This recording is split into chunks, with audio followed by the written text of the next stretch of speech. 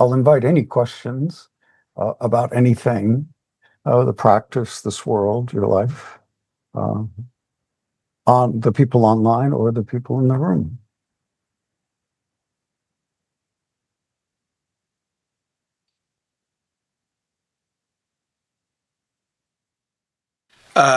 So thank you both. So I've been grappling the past couple of weeks with my practice in this clear mind. Because every time I do it, I start thinking of all the, especially in the recent events that's been happening, of all these labels we give ourselves, right? So we're Buddhists, we're Catholics, we're Jewish, we're Republicans, we're Democrats, we're conservatives, we're Americans, we're Europeans, we're all these labels. And I keep on going back into my practice of the only label I come up with is we're human.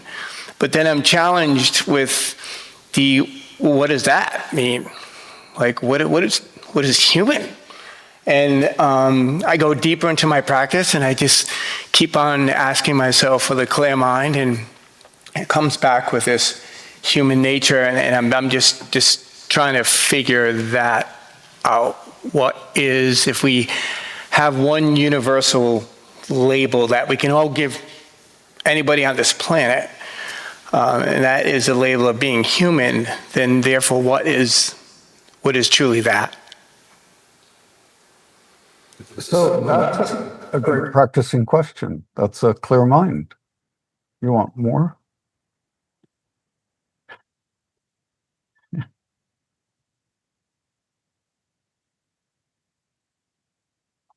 Yeah, this question, what is a human being?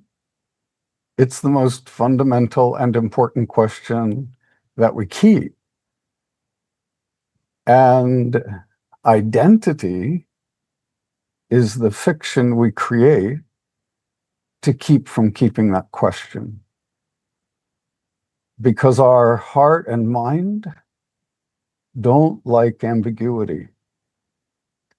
The human mind does not like ambiguity.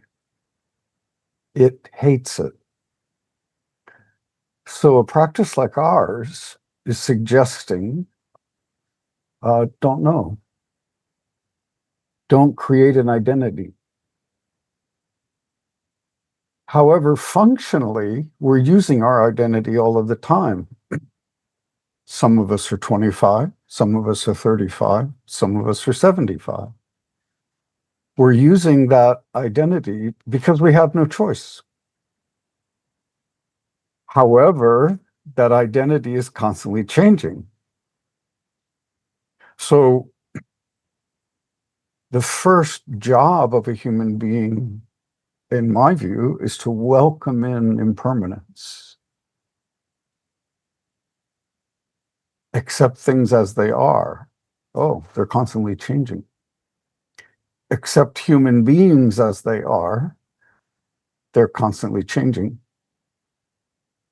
If we have the courage to do that, then we're at a really good starting point for seeing when my identity is controlling me and when I'm using my identity to help the world. This is our great vow. This is our direction. As Danielle referred to, this is the fundamental point. And we don't know when we're going to find this. And it's not something we can ever keep. But it is something we're always making the effort to discover. And that effort, that tri-mind, is completely wide. And our tri-heart is completely wide. So when I say completely wide, I'm saying that that mind, that heart, is not holding any idea or conceptual frame. And this again puts us into great ambiguity. But we can be a little playful with this. We can be kind with it. and we can be curious with it. And those kinds of qualities, if we can find them, it makes it a lot more joyful. Yes, we are in a world that is on fire. That's actually not ever going to change. And this unique moment in the world, not only is it on fire, but we have social media telling us how many different ways it's on fire. But it's still on fire. People are suffering by creating identities and holding on to them. And they think by having an identity, they can create a solution, when in fact it's the reverse. If we can hold our identity loosely or let go of our identity completely, we become the solution. And what is the solution? Be kind. Use speech and action that's skillful. Discover what that is in the moment we're in. And trust that that's enough. So in the beginning of your question, you said, I'm grappling with keeping this clear mind. A clear mind has no particular quality. If it's a really crappy moment, it's a crappy mind. If it's a moment filled with conflict, that's a clear mind. It's filled with conflict, but it's not attaching to the conflict. If it's a mind at a birthday party, then with some background anxiety about somebody's feelings being hurt at the birthday party, that's also a clear mind.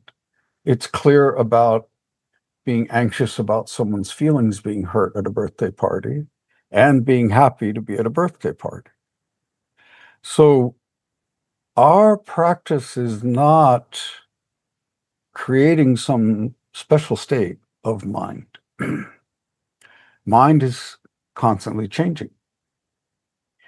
Our practice is becoming incredibly intimate with the mind we have, and then using it skillfully rather than the mind we have using us. So I'll stop there. I hope that answered your question. Anybody else?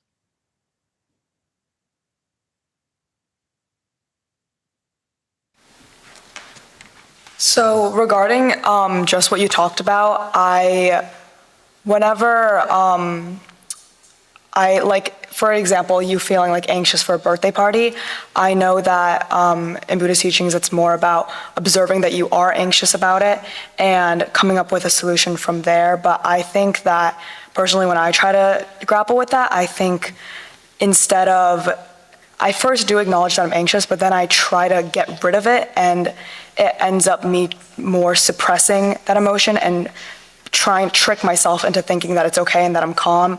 And as a result, it does get worse. And I'm wondering on how you can change your mindset from just keeping it down and actually facing it and making use of it. Boy, that's a really wonderful question. And you've already had insight. You just gave a really articulate description of insight into your own mind and heart. So already the work's been done. That's enough. We just keep the question as we do that. How is this right now? And what is this? Most of the time we go to why is this? That is never fruitful. Never fruitful. Sansanim said to me more than one time, never ask why. Never ask why. And I had the habit of always asking why. And he would just laugh and say, never ask why. No good. Then he'd say, ask what? Ask who? Way more interesting question and fruitful question. he also constantly reminded us never push down. And for me, for years into my sitting practice, I was always pushing down because I thought that's what I was supposed to do. And I thought that was a path to wisdom. Well, that was a misunderstanding. And these feelings, strong feelings or weak feelings, good feelings or bad feelings, whatever it was I was pushing down, I thought were obscure things that would obscure my true nature. That's a misunderstanding. We want to feel our bodies. We want to feel our fright and flight reaction to a conversation. We want to feel in our bodies. We want to embody fight or flight. Because if we let our body feel what it's doing, then our mind and heart know what it's doing. So until I know what my body is feeling, I'm ignorant. I might be thinking, oh, Tim, you're at a birthday party. You need to be happy.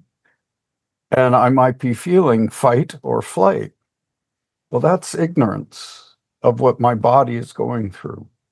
And it's a fight between the body and the so-called mind.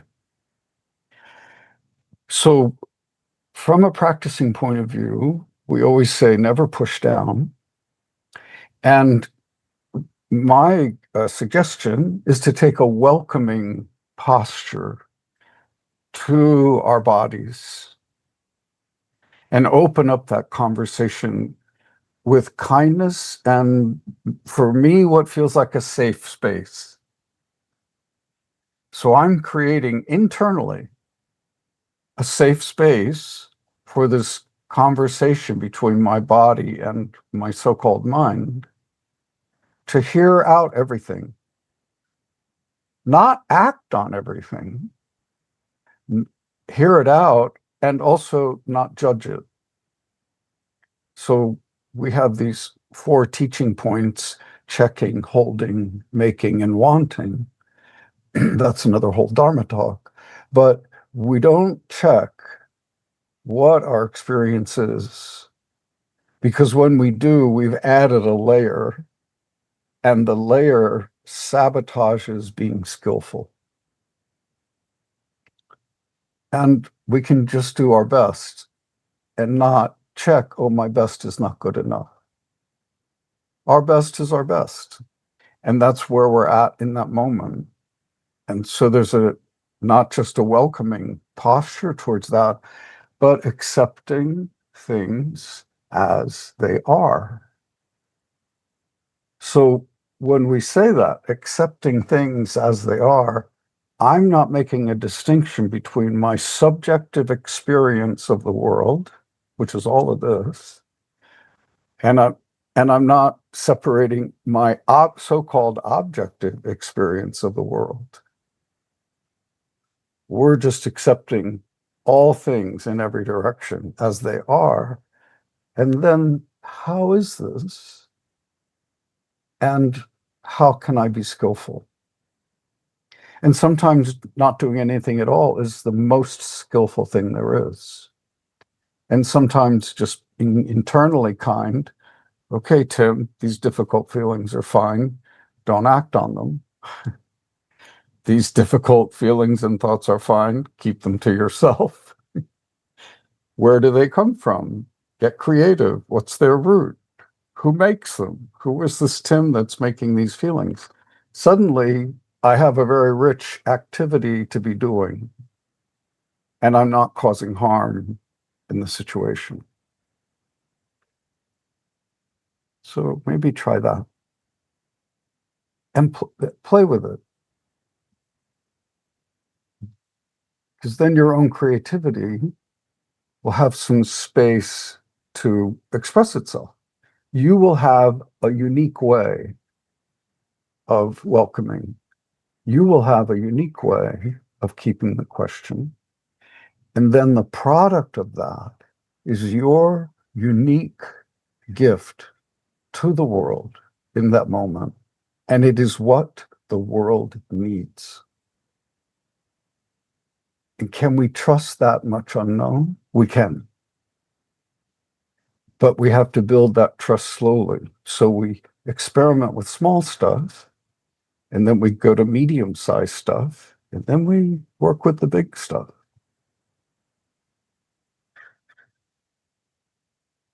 Other question? Yes, I understand talking about being anxious at a party and stuff like that, where emotions and feelings are kicked up. But I find that if I look at my thoughts during the day, most of my thoughts are really like cocktail party chatter. They're just random thoughts that keep going, and I mean, sometimes they're useful, but quite often they're just habitual thoughts that keep coming up. And so, what do I do with them?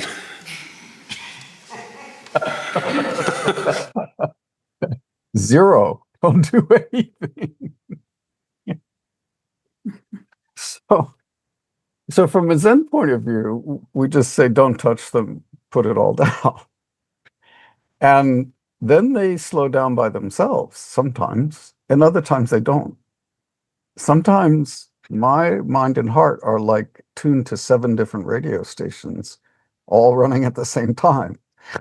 Songs, conversations, arguments, documentaries, all just vying for front, all just vying for the front. Nothing I can do about that. All 7 radio stations are just going to go. I just don't touch it. And I don't say, oh, I'm a bad practitioner. And that could be happening when I'm having a conversation or trying to teach a class of students about set decoration. Or I could be chanting. I'm in doing chanting practice, and then suddenly I'm creating a Dharma talk. Not correct. And I'm creating 2 Dharma talks or 3 Dharma talks. Not correct. When chanting, only chant. The more we practice our Dharma, our intimate connection with reality becomes stronger. Our don't know center becomes stronger. Our immediacy becomes stronger. Yeah. The more we practice, our karma gets stronger. That's our action. That's our speech. That's our habit energy. So Dharma gets stronger, karma gets stronger. Then Dharma gets stronger, then karma gets stronger. Then Dharma gets stronger, karma gets stronger. It's like this our whole lives. In some cases, there'll be a big fight, right? A huge fight between our karma, all our habit energies, our worldview, our I, my, me, all our compulsions, all our trauma, all our everything, yeah, has this big fight with our karma. Robes, chanting, bowing, sitting, being clear, breathing. If the karma wins, we never practice again. We just stop. And we follow the karma. And we think we've succeeded at something. We think we've become something that's permanent. That's if the karma wins. If our Dharma wins, then fundamentally we know there is no person, there is no lifespan, there is no living being, and there is no self. And that doesn't scare us. We go, yeah, and it's no problem. That's a fundamental shift. Then the karma is used by this no person, no being, no self, no lifespan. The karma is used by that. And we never know what that is. But it just keeps returning to the moment, paying attention, and helping. The very beginning pages of Compass of Zen, it says something like what the purpose of Buddhism is. The purpose is to wake up and teach others. Well, that doesn't happen only once. It happens 10 million times. We wake up, we try to help. Then we're not awake. Oh, we're not awake. Oh, we wake up and we try to help. Then we're not awake. Not awake is being preoccupied by our habit energy. Awake is not being distracted. Then we're at zero, and then the situation and the relationship provide the function. It arises out of what we're in. As Danielle said earlier, she's here giving a talk. That's the truth, that's the reality arriving out of situation, relationship, and function.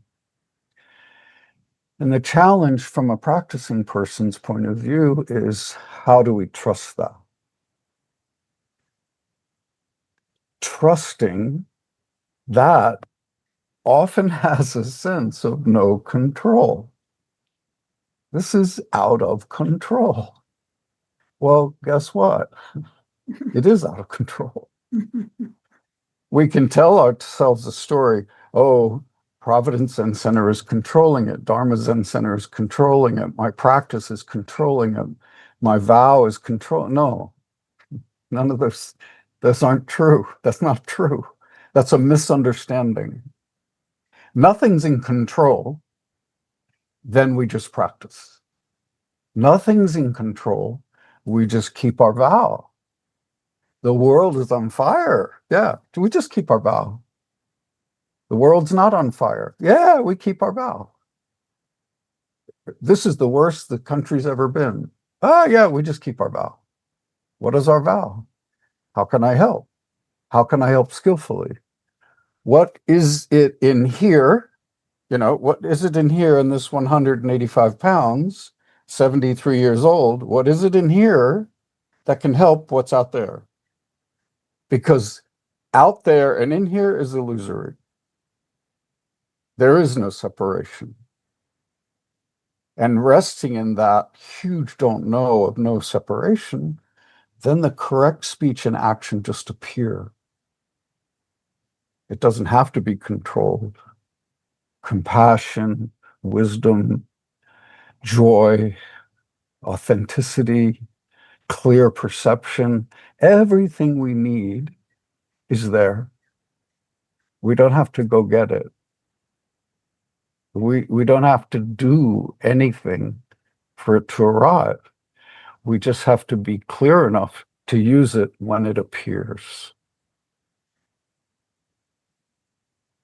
I hope that helped. Other question?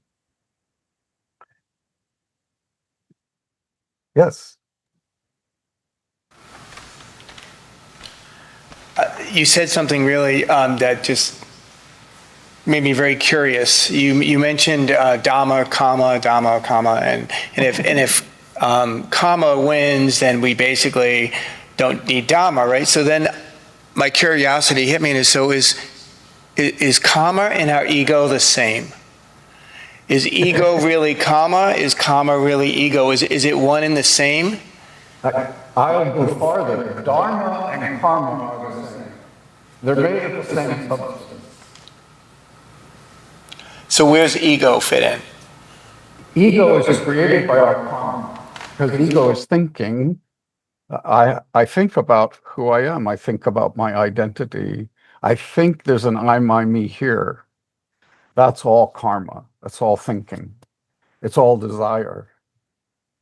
And it's all because I'm attached to form. I'm attached to being here. I'm attached to giving a Dharma talk.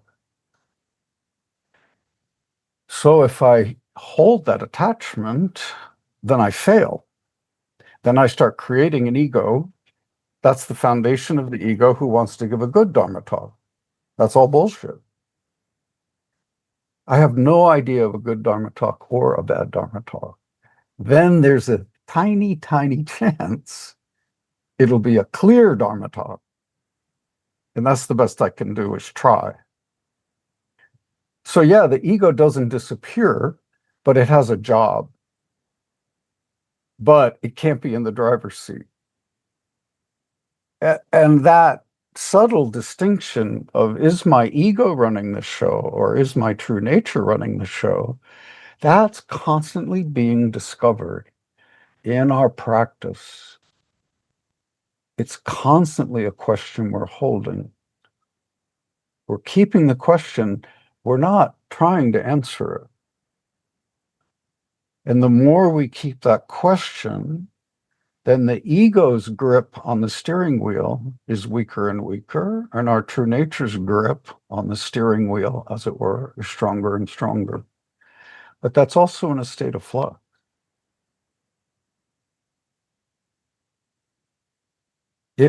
I don't exactly know what you mean by ego, but I'm just sort of thinking about it in general terms. I hope that helped. Another question? I wanted to come back to the issue you presented us with, how we respond to the world being on fire. And I think my question is, I guess, how do we resist the urge to become desensitized, like when confronted with such suffering? And also, I mean, I feel like this is something that can kind of, I mean, I know it's not necessarily the end goal of Buddhist practice, but I feel like I kind of associate sometimes this disattachment from suffering with also this sort of desensitization, which I don't know if that's necessarily how it's supposed to be understood, but that's how I kind of feel it being understood in myself sometimes. And I guess ultimately, yeah, I'm just not really convinced by the idea that like my own peace of mind should be at the expense of someone else's continued suffering. Like if I know I could do something, you know? Boy, you are raising a series of the most important questions. So firstly, non-attachment is not detached. Detached is insulated, not experiencing, desensitized, as you used. We're not practicing that. Non-attachment is, oh, we feel the feeling. We see the TikTok video and see the suffering. We see the TikTok video and see the injustice or the lie, and our outrage is real. Our sense of injustice, we experience our sense of injustice, or our broken heart. You know, we see the extinction of 5 different species today, and your heart breaks. You might weep. That's the correct reaction to the extinction of 5 different species today. But we don't stay there, and we don't hold on to the grief. And we look into the grief. How can I use this grief to fulfill my vow? How can I use this outrage to fulfill my vow? Because in your question, you imply there's something we need to be doing. That's true. All human beings have a job. It's to become clear and help this world. So in the temple rules, we talk about the inside job and the outside job. Well, these are just codified ways of saying we grow into our greatest potential by keeping our heart and our mind as wide as we can. And that's a very painful process. It is really unpleasant to practice. It is really unpleasant to just grieve the loss of species, to grieve racism institutionalized at the bank, at the coffee shop. It's when we witness the world, it will break your heart. That broken heart bleeds gold. But we have to be willing to let that heart break, and then we have to find the gold, and then we have to use the gold. And each person does that in a unique way. And Zen practice is the courage, is the heart to participate in the world without becoming desensitized. Now, that said, we have to be very skillful about what we consume. And I have a feeling everybody in the room and everybody on the screen has realized, oh, I can't watch this much news. We are in a fire hose of misinformation, tragedy, heartbreak, and suffering. Now, do we just try to drink the fire hose? No, that's a mistake. We step aside. Let the fire hose hose. We have no control over social media. We have no control over our social institutions. We have no control over nation states. But what we do have control of is how much we take in of that bullshit. And we have to take in enough to be able to discern what's what. But then don't take in any more. It's all illusion. But I'm the only one who can regulate how much I take in. And I'm the only one who cannot be distracted when I see a headline, when I walk past a magazine stand, or when I see a headline scroll through my phone. I'm looking for the weather, and now I see a headline. I'm the one who can't be distracted. What am I doing right now? And how can I do it 100%? So it's not easy living in this world now. And we're human beings in a unique place in history. We're human beings subjected to social media our entire waking day. So we have to put ramparts or defenses or structures that protect us from this fire hose of misinformation, and then keep our ground of unknowing, our don't know center. There's a lot of different phrases for that, but my phrases for it won't help you. If you experiment with, oh, I'm going to go on a news fast for 2 days. I'm going to go on a news fast for the whole weekend. Oh, I'm going to do this for 4 days. Experiment and play, very short term, even a half a day. It'll show us, oh, there's this reality I'm in, and then there is what I am ingesting, whether it's outrage, anger, paradox, but it's like crack cocaine to the mind. And we have to be aware that we're doing that with our minds, and then gracefully and gently and kindly help our minds not do that. I hope that makes sense, and I hope it helps. How long do we go with the Q&A? Hey, Tim, it's Danielle. I'm at the mic. It is time to wrap up. Oh, great.